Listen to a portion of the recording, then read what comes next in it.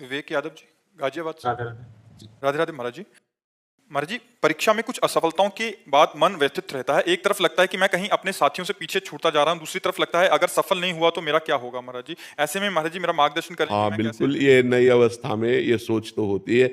अगर बच्चा हम एकाग्रता पूर्वक अपने पाठ को, तो हमें लगता है कि फेल कैसे हम हो गए। आपके ग्रंथ इतने बड़े बड़े नहीं, हमारे ग्रंथ इतने मोटे मोटे हैं।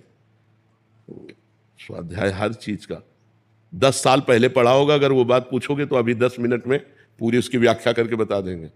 अगर आप प्रयासरत हो, प्रयत्नरत हो, तो अपने विषय में असफल कैसे हो जाते हो। या तो आप ब्रह्मचर्यहीन हो रहे हो, इधर उधर प्रपंच कर रहे हो, अपनी पढ़ाई से विमुख आचरण कर रहे हो, मनोरंजन कर रहे हो। नहीं तो बच्चा, अपने चैप्टर को हमें 1 साल दिया जाता है, 1 वर्ष दिया जाता है अपने चैप्टर को कंठस्थ करने के लिए, पुष्ट करने के लिए। कितनी पढ़ाई होगी।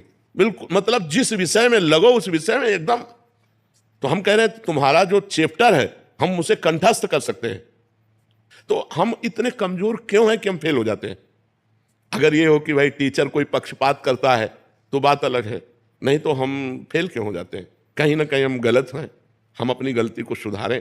और असफलता मिलना सफलता का एक प्रतीक है कि हमें और जोश आना चाहिए। आप जीवन में कभी असफल नहीं होंगे। रात दिन पढ़ाई करो, ब्रह्मचर्य से रहो, भगवान का नाम जप करो, माता पिता की आराधना करो। कौन सी उन्नति जो तुम्हारे चरण न चूम ले, कौन सी उन्नति जो चरण न चूम ले।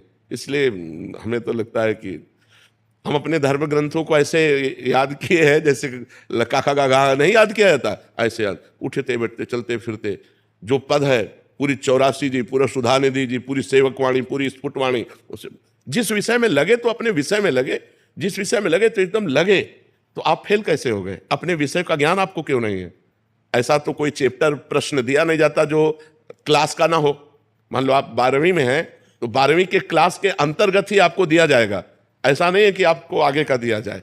आप जितनी क्लास में पहुंचते जाएंगे योग्यता, उतना ही आपको प्रश्न दिया जाएगा। तो हमको अपने चैप्टर को घुस करके घुन की तरह लगना चाहिए। जैसे गेहूं में घुन लग जाता है ना, पूरा खोखला कर देता है, ऐसे में अपने चैप्टर में लग करके पूरे चैप्टर को अपने माइंड पे बैठा लेना चाहिए। हमारा माइंड बहुत विस्तार से है, अनंत जन्मों के संस्कार भरे हुए हैं, छोटी सी चिप में मन की अनंत जन्मों के। तो ये सब पूरा आपको भर लेना चाहिए। कहीं ना कहीं आप प्रमाद कर रहे हैं, कहीं ना कहीं आप त्रुटि कर रहे हैं, उसको संभालिए। नहीं तो ये निराशा ऐसी बढ़ जाएगी कि जीना मुश्किल हो जाएगा।